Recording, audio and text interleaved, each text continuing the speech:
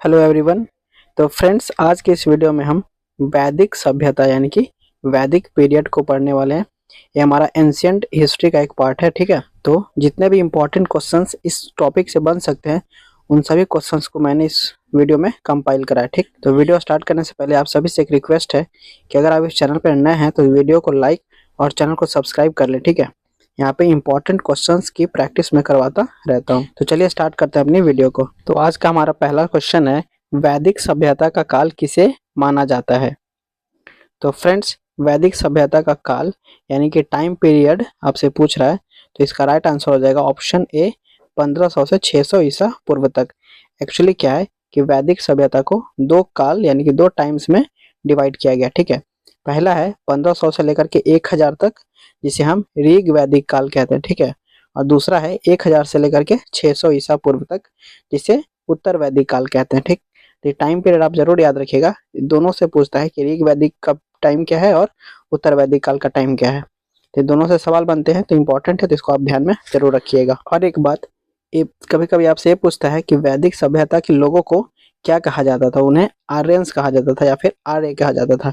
ये वर्ड आपने सुना होगा, तो इस चीज को याद रखिएगा कि वैदिक सभ्यता के जो लोग थे उन्हें आर्य कहते थे। आगे चल करके आर्य आर्य या फिर ऐसे करके वर्ड आए तो आप घबराइएगा नहीं। वैदिक सभ्यता के जो लोग हैं उन्हें ही आर्य कहा जाता है, ठीक है। नेक्स्ट क्वेश्चन है, आर्य सर्वप्रथम कहाँ बसे थे। फ्रेंड्स, ये जो आर्य है ना, वो मध्य एशिया से आए हुए लोग हैं, ऐसा मैक्स मुलर की थ्योरी के अनुसार माना जाता है, ठीक है। तो जब वो मध्य एशिया से भारत आए 1500 ईस्वी के आसपास, तो सर्वप्रथम वो भारत में कहाँ पर बसे थे या फिर उन्होंने अपना आवास बनाया था। तो ये सवाल आपसे पूछा जा रहा है और ये क्वेश्चन हमेशा एग्जाम्स में भी देखने को मिलता है। तो इसका राइट आंसर जो हो जाएगा वो है ऑप्शन डी, पंजाब एवं अफगानिस्तान। तो अगर पूछेगा कि भारत में कहाँ बसे थे, तो पंजाब जो है वो भारत का एरिया है, तो अब इसका राइट आंसर पंजाब रहेगा। इस चीज को आप जरूर ध्यान में रखिएगा, ठीक है। तो यहाँ से क्या क्या आपको पता चला कि जो आर्य हैं वो मध्य एशिया से आए हैं, और इस थ्योरी को दिया था मैक्स मुलर ने। मैक्स मुलर ने कहा था कि आर्य जो है वो मध्य एशिया से आए थे। एक चीज और आपको याद रखने की जरूरत है कि आर्यों की जो भाषा है, जो लैंग्वेज थी उनकी, वो संस्कृत थी, ठीक है। और उनके द्वारा जो बनाई गई सभ्यता है उसे ही वैदिक सभ्यता बोलते हैं। तो वैदिक सभ्यता में जो लोग रहते हैं उसे आर्य कहते हैं, वो मध्य एशिया से आए हैं। ये थ्योरी दिया है मैक्स मुलर ने, और आर्यों की जो भाषा है वो संस्कृत है। तो इतनी बातें आपको ध्यान में रखने की जरूरत है, ठीक है। नेक्स्ट क्वेश्चन है, वैदिक सभ्यता कैसी सभ्यता थी। मतलब कि वैदिक सभ्यता ग्रामीण थी, खानाबदोश थी, शहरी थी, या फिर ऊपर जो ऑप्शन है सारे। तो फ्रेंड्स, वैदिक सभ्यता जो थी वो एक ग्रामीण सभ्यता है। हमने इंडस वैली सिविलाइजेशन में पढ़ा था कि इंडस वैली सिविलाइजेशन जो है वो शहरी सभ्यता थी, ठीक है। लेकिन उसके बाद बसा हुआ एक सभ्यता एक ग्रामीण सभ्यता है, ठीक है। इंडस वैली सिविलाइजेशन जो है वैदिक पीरियड से पहले का टाइम है, लेकिन वो शहरी सभ्यता है, और वैदिक सभ्यता जो ग्रामीण सभ्यता है। तो इस चीज को आप ध्यान में रखिएगा। नेक्स्ट क्वेश्चन है, आर्यों का प्रशासनिक इकाई का सबसे छोटी इकाई क्या है। तो जो उनका प्रशासनिक इकाई था उनमें जो सबसे छोटी इकाई था उसे कहते थे कुल। कुल यानी कि परिवार, और उससे बड़ा होता था ग्राम, और उससे बड़ा होता था विश्व, फिर जन, और सबसे बड़ा होता था राष्ट्र, ठीक है। तो ये जो क्रम मैंने आपको दिया है ये आरोही क्रम यानी कि बढ़ते हुए क्रम में है। तो सबसे छोटा क्या है, परिवार है, कुल है। उसके बाद ग्राम आता है, फिर विश्व आता है, फिर जन आता है, और सबसे बड़ा जो है वो राष्ट्र आता है, ठीक है। कभी कभी आपसे पूछता है कि ग्राम के मुखिया को क्या कहते थे, तो बोला जाता था उस टाइम पे ग्रामीणी। तो एक वर्ड है, इसको जरूर आप ध्यान में रखिएगा, ठीक है। वैसे ही जन के जो शासक होते थे, जो आप जन वर्ड देख रहे हो, उसको बोलते थे राजन, ठीक है। तो ये दो टर्मिनोलॉजी भी आप जरूर ध्यान में रखिएगा, कभी कभी आपसे पूछ लेता है।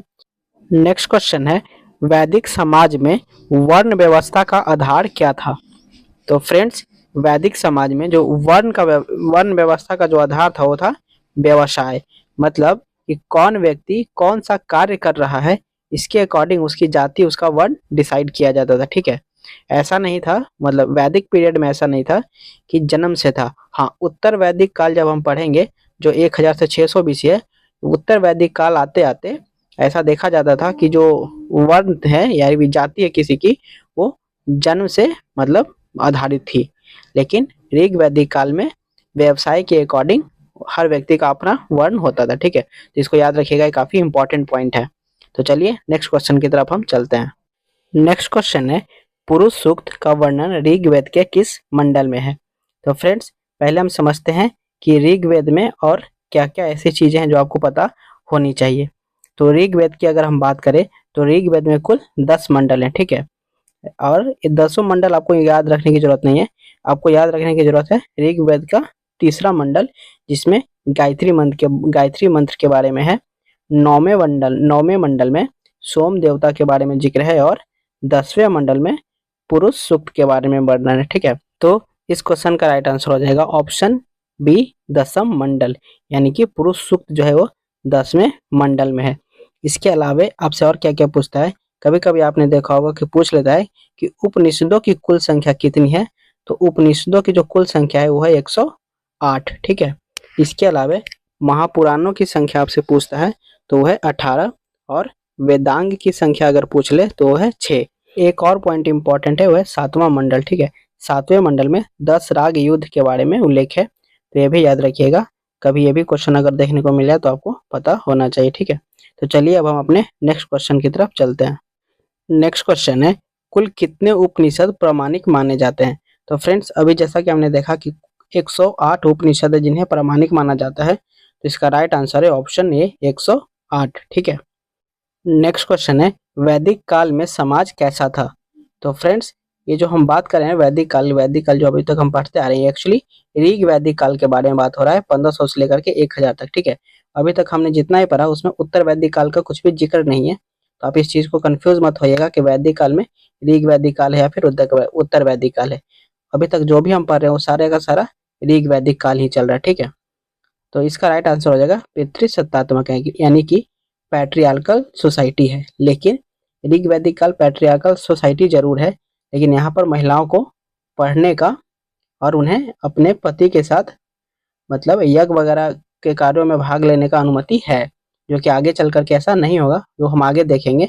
फिलहाल ये पॉइंट है कि जो वैदिक काल है वो पितृसत्तात्मक समाज है, और इसमें स्त्रियों को अपने पति के साथ यज्ञ कार्य करने की अनुमति है। इसके अलावे जो आपको बात यहाँ से पता होनी चाहिए वो ये है कि बाल विवाह और पर्दा प्रथा का प्रचलन अभी नहीं है ऋग वैदिक काल में, ठीक है। मतलब कि बाल विवाह अभी तक नहीं हो रहा है सोसाइटी में, और जो महिलाएं विधवा हो जाती हैं वो अपने पति के छोटे भाई यानी कि देवर से विवाह कर सकती हैं। ये पॉइंट भी इम्पोर्टेंट है। इसके अलावा जो है वो ऋग्वेद में 4 महिलाओं के बारे में जिक्र मिलता है, जिनके नाम आपको पता होने चाहिए, लोपामुद्रा, घोषा, सिक्ता और अपला। ये चारों जो महिलाएं हैं काफी इम्पोर्टेंट हैं, और मतलब ऋग्वेद में इनका वर्णन मिलता है, तो आपको इनके नाम पता होने चाहिए, ठीक है। तो इतनी बातें ऋग्वेद के समाज से आपको पता होना चाहिए था। नेक्स्ट क्वेश्चन है, अमाजु शब्द का क्या अभिप्राय है? तो फ्रेंड्स यहाँ पे जितने भी ऑप्शन है वो पिछले क्वेश्चन वाले ही रह गए, तो ऑप्शंस को आप मत देखिए। एक्चुअली अमाजु शब्द का जो मतलब है वो आपको पता होना चाहिए। तो अमाजु वैसी महिलाओं को बोलते थे जो जीवन भर अविवाहित रहती थी, मतलब अनमैरिड रहती थी, वो शादी नहीं करती थी, उन्हें अमाजु कहा जाता था, ठीक है। तो ये बात आपको पता होनी चाहिए। इसके अलावा जो वेद या फिर वेदांग पढ़ाने वाले लोग थे, उन्हें जो अध्यापक होते थे उन्हें उपाध्याय कहते थे, ठीक है। और एक पॉइंट, आर्यों का जो मुख्य पेय पदार्थ था वो सोमरस था। तो इतनी बातें यहाँ से आपको पता होनी चाहिए। इसके अलावा अगर कभी कभी आपसे ये पूछ ले कि नीवी क्या होता है, ठीक है, तो नीवी एक ऐसा वस्त्र है जो अंदर पहनते थे लोग, मतलब कपड़ों के अंदर पहनते थे। तो ये पॉइंट है लूसेंट में दिया हुआ, इसलिए मैंने आपको बता दिया, ठीक है। नेक्स्ट क्वेश्चन है, वैदिक काल में किस देवता को वरुण कहा जाता था? तो फ्रेंड्स इसका राइट आंसर हो जाएगा आपका ऑप्शन ए, जल देवता। जल देवता को वैदिक पीरियड में वरुण देवता कहते थे। अब बात कर लेते हैं कि ऋग वैदिक काल में सबसे प्रिय जो देवता थे वो कौन थे? तो सबसे प्रिय जो देवता हैं ऋग वैदिक काल में वो है इंद्र। लेकिन अगर आपसे पूछ ले कि उत्तर वैदिक काल में प्रिय देवता कौन है, तो इंद्र की जगह ले लेते हैं प्रजापति, ठीक है। तो ये काफी इंपॉर्टेंट है, इन्हीं से सवाल आपको देखने को मिल जाएगा। इसके अलावा जो घोड़ा है वो आर्यों का प्रिय पशु है, तो ये भी इंपॉर्टेंट है, इसको भी ध्यान रखिएगा। इसके अलावा गाय को जो है इन्होंने अघन्य कहा है, मतलब ऐसा पशु जिसको मारना नहीं चाहिए, जो मारने योग्य ना हो उसे अघन्य कहते थे। तो गायों को इन्होंने अघन्य कहा है। इनका जो प्रिय पशु था वो घोड़ा था और प्रिय जो देवता है ऋग वैदिक काल में वो इंद्र हैं। लेकिन अगर वहीं पे उत्तर वैदिक काल में पूछ ले कि प्रिय देवता कौन हो जाएंगे, तब हो जाएगा उसका राइट आंसर प्रजापति। तो इतनी चीजें आपको यहाँ से पता होनी चाहिए। नेक्स्ट क्वेश्चन है श्याम अयस्क किसे कहते हैं? तो फ्रेंड्स इसका राइट आंसर हो जाएगा ऑप्शन बी लोहे। लोहे को श्याम अयस्क कहते थे ऋग वैदिक पीरियड में। इसके अलावा तांबा को कहते थे लोहित अयस्क। ये दो वर्ड ऐसे वर्ड हैं जो शायद कभी एग्जाम में आपको देखने को मिल जाएंगे, ठीक है। तो चलिए अब हम अपने नेक्स्ट क्वेश्चन की तरफ चलते हैं। दोस्त, अगर अभी तक आप वीडियो देख रहे हैं और वीडियो आपको अच्छी लग रही हो तो वीडियो को एक लाइक जरूर कर दें और चैनल को सब्सक्राइब भी कर लें, ठीक है। और हो सके तो अपने ग्रुप सर्कल में इस वीडियो को शेयर कर दें ताकि मुझे भी मतलब इस तरह के और वीडियोस बनाने की मोटिवेशन मिलती रहे, ठीक है। तो चलिए अपने नेक्स्ट क्वेश्चन की तरफ चलते हैं। नेक्स्ट क्वेश्चन है वैदिक काल में प्रमुख नदी कौन सी थी? तो फ्रेंड्स इसका राइट आंसर हो जाएगा आपका ऑप्शन ए सरस्वती नदी। सरस्वती नदी जो है वो सबसे प्रमुख नदी थी वैदिक काल में। देखिए नदियों से जो सवाल बनते हैं वो आपको पता होना चाहिए। जैसे कभी कभी नदियों के नाम दे देगा और पूछ लेगा कि इनका प्राचीन नाम क्या था। जैसे झेलम नदी का प्राचीन नाम था वितस्ता, ठीक है। चिनाब नदी का नाम था अश्किनी। रावी नदी का प्राचीन नाम था परुशनी। सतलुज नदी का प्राचीन नाम था शतुद्री और ब्यास नदी का नाम था बिपाशा, ठीक है। इसके अलावा कभी कभी आपसे पूछता है कि किन नदियों की मतलब जैसे पूछ लेगा कि गंगा का ऋग्वेद में कितनी बार चर्चा हुआ है।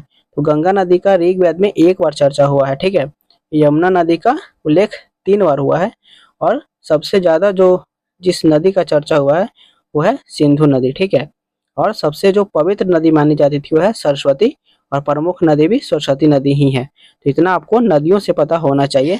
काफी इंपॉर्टेंट है नदियां, इनसे सवाल आपको एग्जाम में जरूर देखने को मिल जाएंगे, ठीक है। तो चलिए अब अपने नेक्स्ट क्वेश्चन की तरफ चलते हैं। नेक्स्ट क्वेश्चन है राजसूय यज्ञ किस काल से संबंधित है? तो फ्रेंड्स ऋग वैदिक काल में जब राजा शपथ लेते थे तो उस टाइम पे कोई यज्ञ वज्ञ नहीं होता था। ये जो राजसूय यज्ञ है ये उत्तर वैदिक काल में जब राजा मतलब राज्याभिषेक उनका होता था तो उस टाइम पे राजसूय यज्ञ किया जाता था, ठीक है। तो इसका राइट आंसर है उत्तर वैदिक काल। याद रखिएगा ऋग वैदिक काल में राजसूय यज्ञ जैसा कुछ भी मतलब चर्चा नहीं, कुछ भी ऐसी ऐसी चीजों का चर्चा ऋग वैदिक काल में नहीं है। उत्तर वैदिक काल से राजसूय यज्ञ का संबंध है। तो ये काफी इंपॉर्टेंट है, इसको याद रखिएगा। अब कुछ इंपॉर्टेंट वन लाइनर्स हैं जो कि लूसेंट में आपका दिया हुआ है वो मैं आपको बता देता हूँ। जैसे एक वर्ड है सत्यमेव जयते, ये किस उपनिषद से लिया गया है पूछता है, तो मुंडकोपनिषद से लिया गया है, इसको आप याद रखिएगा। इसके अलावा एक पॉइंट और है और वो पॉइंट ये है कि कभी कभी कहता है कि मनुष्य और देवता के बीच मध्यस्थता की भूमिका निभाने वाले देवता का नाम क्या है? तो वो है अग्नि। अग्नि जो देव हैं वो मनुष्य और देवता के बीच जो मध्यस्थता करते थे, जो रिलेशनशिप निभाते थे, वो इनका है अग्नि देवता। ये भी कभी कभी आपसे पूछ लेता है, तो इस तरह की चीजें आपको पता होनी चाहिए, ठीक है। और एक इम्पॉर्टेंट पॉइंट ये है कि आर्यों के मनोरंजन का मुख्य साधन क्या था? तो वो था संगीत, रथ दौड़, घुड़दौड़ और धूत क्रीड़ा। इसके अलावा आपसे पूछता है कि आर्यों का मुख्य व्यवसाय क्या था? तो आर्यों का जो मुख्य व्यवसाय था वो था पशुपालन एवं कृषि। तो इतना पॉइंट है जो कि वैदिक सभ्यता से आपको पता होना चाहिए और ये लूसेंट का पूरा एक निचोड़ है, ठीक। तो आप इस तरीके के और भी वीडियोस देखना चाहते हैं इस चैनल को सब्सक्राइब कर लें और मेरे वीडियोस को जो है और लाइक कर दें, ठीक है। इसके बाद जो हम पढ़ने वाले हैं वो है 16 महाजनपद पढ़ेंगे, जिसको हम ट्रिक से मतलब उसकी सारी राजधानी वगैरह को देखेंगे। उसके बाद जैन धर्म पढ़ेंगे, फिर बौद्ध धर्म पढ़ेंगे।